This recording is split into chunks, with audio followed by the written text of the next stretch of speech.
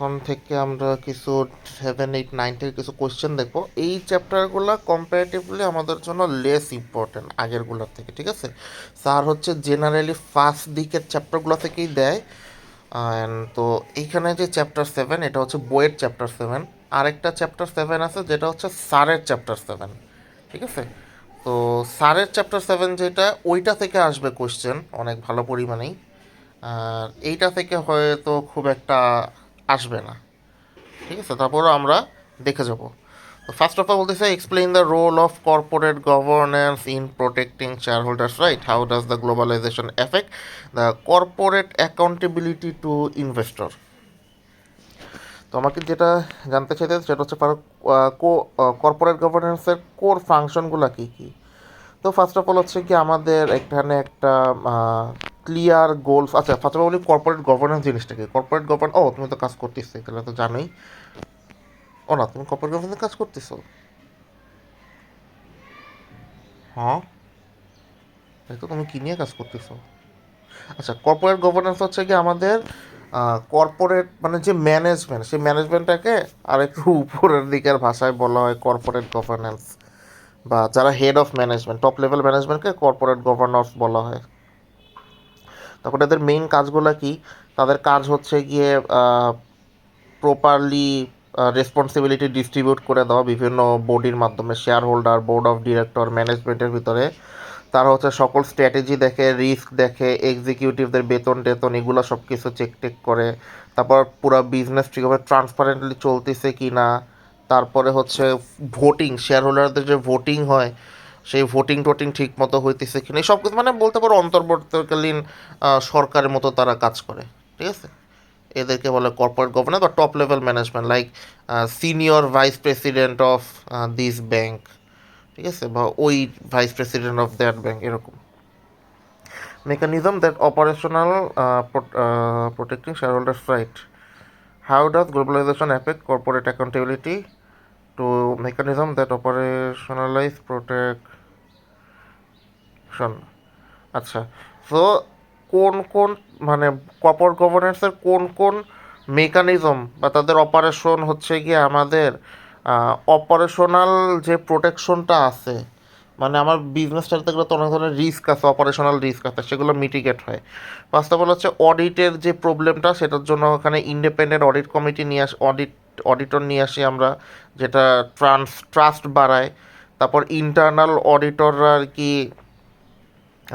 সব কিছু check take করে যে আমার অ্যানুয়াল রিপোর্ট বা কোম্পানির ভিতরের অবস্থা খারাপ না তো। তারপরে আছে হচ্ছে মার্কেট মেকানিজম। এক মিনিট চোখে কী কী আছে। তারপরে হচ্ছে মার্কেট মেকানিজম, এখানে হচ্ছে তারা শেয়ার হোল্ডাররা যাতে খুব বেশি প্রেশার না দেয়, তারপর আরেকজনকে দিয়ে ভোটিং না করায় বা 2 নম্বর ভোটিং যাতে না করায়, এগুলোও দেখতে মানে উপরের জিনিসগুলোই আবার মানে এটা এক্সট্রা করে তার দরকার নেই। আচ্ছা, effects of globalization on accountability. Effects of globalization on accountability কী হচ্ছে, যে আমরা cross border listing and multinational operations increase exposure to multiple regulatory regimes, creating opportunities for regulatory arbitrage and enforcement complexity. তো আমার কর্পোরেট ছিল, second কোশ্চেনটা ছিল যে আমার গ্লোবালাইজেশন কীভাবে কর্পোরেট অ্যাকাউন্টেবিলিটিকে করে। তো কর্পোরেট গভর্নেন্সের মাধ্যমে আমার হচ্ছে অনেক ধরনের বাইরের দেশের যেই, মানে আমি একটা মাল্টিন্যাশনাল কোম্পানি, তো অন্য দেশে আমার অন্যরকম হবে। তো ওই দেশে কোনো একটা সাপোজ আমার বিজনেসের জন্য ভালো, তো সেই লটা আমি আমার বিজনেসের জন্য অ্যাপ্লাই করতে পারি। এটা একটা ভালো ফ্যাক্ট। দেন হচ্ছে global institutional investors and stewardship framework raise demand for higher transparency and consistent governance standard across jurisdictions. মানে হচ্ছে যখন আমরা একটা মাল্টিন্যাশনাল বিজনেসে যখন যাই, মানে গ্লোবালি যখন যাই, ইনস্টিটিউশনাল যখন আমাদেরকে ইনভেস্ট করতে চায়, তখন আমার বিজনেসটাকে অনেক বেশি ট্রান্সপারেন্ট হইতে হয়, নাহলে কিন্তু আমি ওখানে শেয়ার সেল করতে পারবো না। তারপর হচ্ছে cross border shareholders base tend to more disperse which can weaken collective monitoring but also enable the rise of statistical global stewardship and activities fund, এটা মানে হচ্ছে আমার ক্রস বর্ডারের যে শেয়ার হোল্ডার, মানে অন্য দেশে আমার যে শেয়ার হোল্ডাররা আছে তারা হচ্ছে গিয়ে আমার বিজনেসকে একসাথে মনিটর করে না, যেরকম বাংলাদেশে যে মাল্টিন্যাশনাল কোম্পানিগুলো আছে তাদেরকে কিন্তু মনিটর করতেছে কে, ডিএসই। তো এইটার কারণে কি হচ্ছে, আমার মানুষের বিজনেসের উপর ট্রাস্ট বাড়তিছে যে না ওরা ভালো করতেছে বা এই করতেছে সেই করতেছে। দেন হচ্ছে global media NGO and international norms amplify reputational consequences thereby supplementing formal governance with external accountability pressure. So পৃথিবীর যে গ্লোবাল মিডিয়াগুলো আছে, আল জাজিরা বা বিবিসি, এরা কিন্তু ব্যাট, কোকাকোলা, পেপসি, এদেরকে নিয়ে কিন্তু অনেক নিউজ টিউজ করে বিভিন্ন দেশে, রাইট? তো ওইটা কিন্তু ওদেরকে অলওয়েজ একটা প্রেশারের মধ্যে রাখে যে না আমরা কোনো আনইথিক্যাল কোনো কিছু করতে পারবো না, করলে কিন্তু আমরা হাইলাইট হয়ে যাব।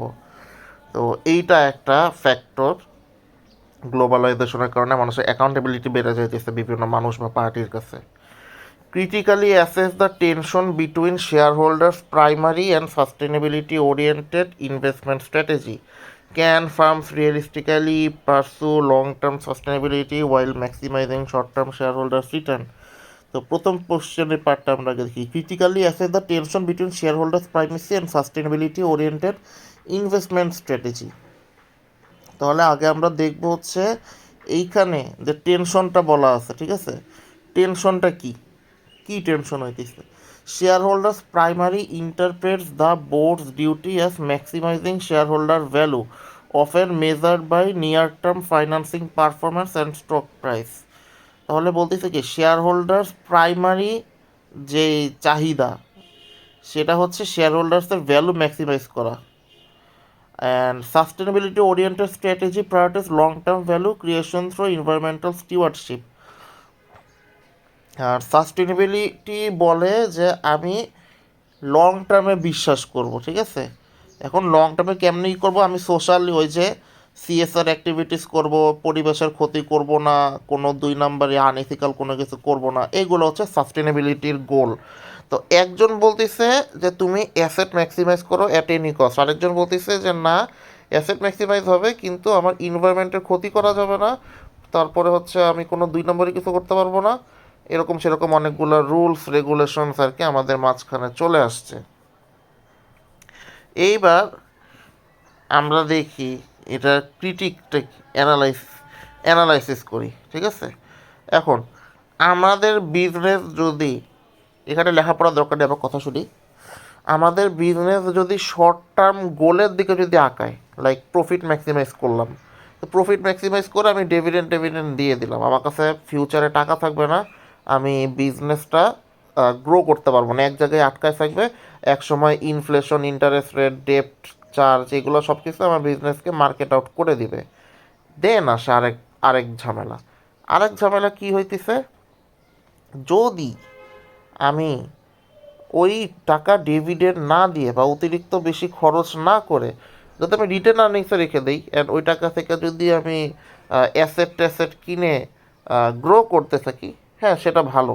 কিন্তু এইটা করতে গিয়ে আমরা যেটা করি, আমরা হচ্ছে অনেক নেসেসারি খরচ কাট করে দিই, যেরকম হচ্ছে গিয়ে আমরা এমপ্লয়ীদের সেফটি দেখি না, তারপরে হচ্ছে গিয়ে তাদের বেতন টেতন ওগুলো ঠিক মতো দেই না, রাইট? এরকম কিন্তু অনেকেই আছে যে যেরকম প্রাণ আর এফএল, এমটি ওদের বেতন দিয়ে রাখে 22,000, যেখানে অন্যান্য কোম্পানিরা দেয় রাখে হচ্ছে গিয়ে লাখ লাখ টাকা, ওরা দেয় 20-22 হাজার, খুবই মানে নগণ্য পে করে, বাট এটা কিন্তু কি বলে আনইথিক্যাল। তো এরকম অনেক কিছু লং টার্ম গোলে তারা কোস্ট কাট করে সেই টাকা দিয়ে তারা, হ্যাঁ তারা কোস্ট কাট করে ওই টাকা দিয়ে অনেক জায়গায় ইনভেস্ট করতেছে, বিজনেস বাড়ছে অনেক, হ্যাঁ এটা ট্রু, কিন্তু এটা কিন্তু এথিক্যাল প্র্যাকটিস হলো না। মানুষ দিন দিন যারা অনেক ভালো ট্যালেন্টেড পার্সনগুলো ছিল তারা কিন্তু প্রাণ থেকে বের হয়ে যেতেছে, কারণ কি ওরা খালি ওদের নিজেদের অ্যাসেট ম্যাক্সিমাইজেশন নিয়ে চিন্তা করে, এমপ্লয়ি বেনিফিট বা তারা পরিবেশেরও ক্ষতি করতেছে ওগুলো নিয়েও তারা কিন্তু কোনো কিছু চেক করে না। তো ন্যাচারালি যেটা হচ্ছে, বেটার হেড যারা আছে, যারা অনেক ট্যালেন্টেড পার্সন যেগুলো আছে তারা বের হয়ে যেতেছে। তো আলটিমেটলি কিন্তু আমরা এখন দেখতে পাচ্ছি এটার কারণে কী হচ্ছে, প্রাণের প্রোডাক্ট কিন্তু অনেক বাজে হয়ে যাইতেছে, আগের মতো কিন্তু নাই। আগে একটা সময় ছিল আরএফএল অনেক ভালো ছিল, বেস্ট বাই অনেক ভালো ছিল, এখন কিন্তু ওরা আগের মতো নাই। কারণ কি, তাদের ওখান থেকে যে বড় বড় মাথা যেগুলো ছিল ট্যালেন্টেড, সেগুলো কিন্তু চলে যাইতেছে। নতুন নতুন মানুষরাও কিন্তু এখন আর আহ, প্রাণ আরে ফেলে যাইতে আগ্রহ প্রকাশ করতেছে না। তো এটা কারণে ট্যালেন্টেড হেডস না থাকার কারণে আসলে তো ওদের বিজনেসটা কলাপ করবে। আবার আমি যদি দেখা গেল যে সব কিছুই ঠিকঠাক করলাম, আমি এমপ্লয়ীদের বেতন দিলাম, আমি এনভায়রনমেন্টের জন্য কাজ টাজ করলাম, সিএসআর টিএসআর করলাম, আমার প্রফিট কমে যাবে। তখন প্রফিট যদি আবার অনেক পরিমাণে কমে যায়, তখন আমার অ্যাসেট ম্যাক্সিমাইজেশন হবে না, তখন আমার বিজনেসটা আবার আস্তে আস্তে শেষ হয়ে যাবে, তাই না, লং টাইমে শেষ হয়ে যাবে। তাইলে প্রতিটা যে স্টেটমেন্ট ইকোনমিক্সটা দাঁড় করাইছে, যে প্রথমে বললো যে আচ্ছা আপনি প্রফিট ম্যাক্সিমাইজেশন করেন, সবাইকে খুশি রাখেন, ওকে করলাম। তারপরে বললো যে না, ওটা করলে বিজনেস টিকে থাকে না, আপনি করেন, অ্যাসেট ম্যাক্সিমাইজ করেন, তাহলে বিজনেস টিকে থাকবে, ওকে অ্যাসেট ম্যাক্সিমাইজ করলাম। এখন আবার বলতেছে যে না, অ্যাসেট ম্যাক্সিমাইজ করলে হবে না, এখন হচ্ছে গিয়ে আপনারা এনভায়রনমেন্টাল রিপোর্টিং করেন, আপনারা এই এথিক্যাল কনসিডারেশন নিয়ে আসেন, আপনারা পরিবেশের ক্ষতি করেন না, এরকম হাজারটা রুলস রেগুলেশন ধরাই দিছে। তাহলে আসলে আলটিমেটলি আমার বিজনেস করবেটা কি? এখন conditions under which comparability is feasible. তো তখন এই জায়গায় এসে আমরা বলবো যে সব কিছুই ঠিক আছে, কিন্তু আমার বিজনেস যদি আসলেই সাস্টেনেবিলিটি মানে মানুষের সিএসআর নিয়ে আগায়, বা ধরো মানুষের বিজনেসের বেনিফিটস নিয়ে চিন্তা করে, যে আমি সবার বেনিফিটস নিয়ে চিন্তা করবো, আমার কাস্টমার আমার স্টেক হোল্ডার সবাইকে নিয়ে আমি চিন্তা করব, তাহলে সবাই কিন্তু ব্র্যান্ডের প্রতি লয়াল হয়ে যায়। যে না, ওরা ভালো কাজ করতেছে, ওদের থেকে প্রোডাক্ট কিনি, আচ্ছা ঠিক আছে, ওরা ভালো কাজ করতেছে, বেতন 2 টাকা কম দিচ্ছে, কিন্তু আই এম ফিলিং বেটার যে না, আমার বিজনেসটা অনেক ভালোভাবে কাজ করতেছে, তো যাই আমি কাজ করি। তো এইভাবে আমরা হচ্ছে একটা উইন উইন সিচুয়েশনে থাকতে পারি। 3 নম্বর কোশ্চেনে বলা হচ্ছে publicly listed renewable energy company prioritise short term dividend over long term sustainability projects, attracting investor and NGO criticism using corporate governance principles, analyse how share holders right and ethical responsibilities intersect in balancing profit and sustainability. এইখানে এই পুরো কোশ্চেনটা আমাদের আর দেখতে হবে না, এখান থেকে আমরা খালি একটা জিনিসই দেখব, সেটা হচ্ছে শেয়ার হোল্ডারদের রাইট, তারপরে দেখব হচ্ছে হ্যাঁ ফিডুশিয়ারি ফ্রেমওয়ার্ক। প্রথমে দেখব ফিডুশিয়ারি ফ্রেমওয়ার্কটা কি। ফিডুশিয়ারি duty requires director to act in the companies best interest, মানে আমার ডিরেক্টররা কাজ করবে কোম্পানির বেনিফিটসের জন্য, যেটা কোম্পানিকে সবচেয়ে বেশি ভ্যালু এনে দিবে। দেন বোর্ড অবশ্যই এমন করে কাজ করবে যেখানে হচ্ছে তাদের capital allocation for future growth and sustainability, মানে তাদের ফিউচার যাতে বেনিফিটস ম্যাক্সিমাইজ হয়, এবার প্রেজেন্টেও যাতে আমার কস্ট মিনিমাইজ হয়, এটাকে বলা হচ্ছে governance fiduciary framework. Shareholders right and এঙ্গেজমেন্টটা কি? শেয়ার হোল্ডার্সের রাইট অ্যান্ড এঙ্গেজমেন্টটা হচ্ছে গিয়ে শেয়ার হোল্ডার সকল ইনফরমেশন থাকার রাইট রাখে, শেয়ার হোল্ডার ভোট দিতে পারবে, শেয়ার হোল্ডার ডিভিডেন্ড চাইতে পারবে। ইনস্টিটিউশনাল ইনভেস্টর যারা আছে, তারা হচ্ছে গিয়ে কর্পোরেট গভর্নেন্সের ভিতরে হস্তক্ষেপ করতে পারবে, তারা ডিভিডেন্ড পলিসিতে চেঞ্জ আনতে পারবে, তারা লং টার্ম ভ্যালু ক্রিয়েট করতে পারবে কোম্পানির জন্য। তারপরে আছে practical governance responses. Practical governance রেসপন্সে বলা হচ্ছে যে the board should articulate and publish a long term capital allocation policy explaining how dividends and investments are balance. তো তারা হচ্ছে একটা বড় আর্টিকেল পাবলিশ করতে হবে, যেখানে তারা বলবে যে ক্যাপিটাল কিভাবে অ্যালোকেট করলে, মানে কতখানি আমার রিটার্ন আমি কোথায় অ্যালোকেট করবো, যেহেতু এটা একটা ইকুইটি পার্ট না, ওই জন্য ওটাকে ক্যাপিটাল বলতেছে। তো এই জিনিসগুলো আমাকে উল্লেখ থাকতে হবে ক্লিয়ারলি, ঠিক আছে, যেটা হচ্ছে কি আমার সব কিছু ব্যালেন্স রাখবে। Establish a sustainability committee to evaluate project prioritisation and embedded ESG metrics into executive remuneration. একটা আমার সাস্টেনেবিলিটি কমিটি তৈরি করতে হবে, যেটা আমার প্রজেক্ট প্রায়োরিটাইজ করবে যে না, এই প্রজেক্টে ইনভেস্ট করো না ওই প্রজেক্টে ইনভেস্ট করো, এরকম। তারপরে enhance shareholders dialogue and use stage dividend policies that preserve investment capacity while returning excess cash when prudent. তো এটা আমাকে বলতেছে যে আমার শেয়ার হোল্ডার্সের যে ডিভিডেন্ড পলিসিগুলো আছে, যে তাদের ইনভেস্টমেন্ট ক্যাপাসিটি, আমি ডিভিডেন্ড দিয়ে দিতে পারি বা ওই টাকা দিয়ে আমি ইনভেস্টমেন্ট করতে পারি, ঠিক আছে। এখন এই জায়গায় এসে আমাকে ডিসিশন নিতে হবে যে আমি আসলে কতখানি ডিভিডেন্ড দিলে এবং কত টাকা রেখে দিয়ে ফিউচারের জন্য যদি আমি ইনভেস্ট করি তাহলে আমার বিজনেসের আউটপুটটা সবচাইতে ম্যাক্সিমাইজ পজিশনে থাকবে। দেন হচ্ছে an investment fund evaluate startup based on ESG criteria. High return firms with poor ESG scores are excluded. Discuss how shareholders engagement and responsible investment practices can influence corporate sustainability and ethical behavior. এখন আমরা first of all দেখব mechanisms of influence, ঠিক আছে। এই যে এখানে practices can influence,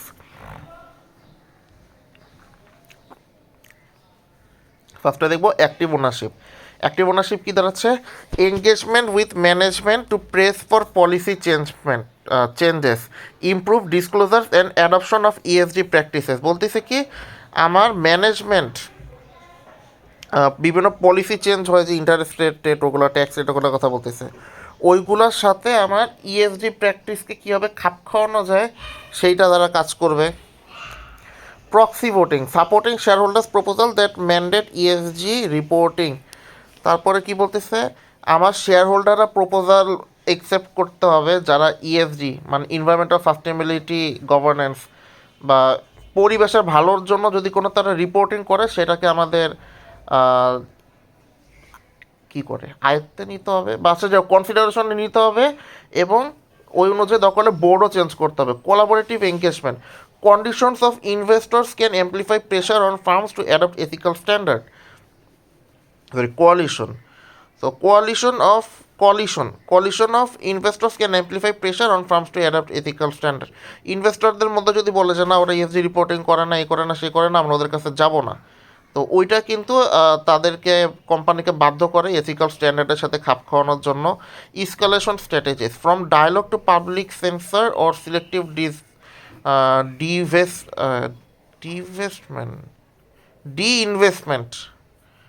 divestment if engagement fails. Escalation strategy কি বলতেছে যে from dialogue to public censures or selective escalation strategy. আচ্ছা, এসকেলেশন স্ট্র্যাটেজি এটা কি জানি ছিল, আচ্ছা এটা আমি পরে বলবো না। ইফেক্টস অন কর্পোরেট বিহেভিয়ার, এখন এইটার কারণে আমার কর্পোরেট বিহেভিয়ারে কী চেঞ্জ আসতেছে। First of all incentive realignment, firms respond to investors preference because capital allocation and cost of capital depend on investors judgment. তাহলে আমার ফার্ম এখন চিন্তা করবে ইনভেস্টর যেটা বলবো আমি সেটাই করবো। গভর্নেন্স ইমপ্রুভমেন্ট কী বলতেছে, যদি আমার দরকার হয় তাহলে আমি বোর্ড অফ ডিরেক্টর চেঞ্জ করব, রিস্ক ম্যানেজমেন্টের নতুন জিনিস নিয়ে আসবো, সাস্টেনেবিলিটি টার্গেট দিয়ে দিব, পরিবেশে এত ক্ষতি করা যাবে না, এই করা যাবে না, সেই করা যাবে না। Market signalling, exclusion by reputable fund signals reputational and financial cost, motivating behavioural changes. তো আমার মার্কেটে যে বিজনেসটা আছে বা যে কোম্পানিটা আছে সেই কোম্পানিটা কিন্তু একটা মার্কেটে একটা ইঙ্গিত দেয়, যেটাকে আমরা সিগন্যালিং থিওরি জানি। তো ওই সিগন্যালিং থিওরি অনুযায়ী কিন্তু আমরা আমাদের ফাইন্যান্সিং কস্ট বা এগুলা করতে পারি, জাজ করতে পারি।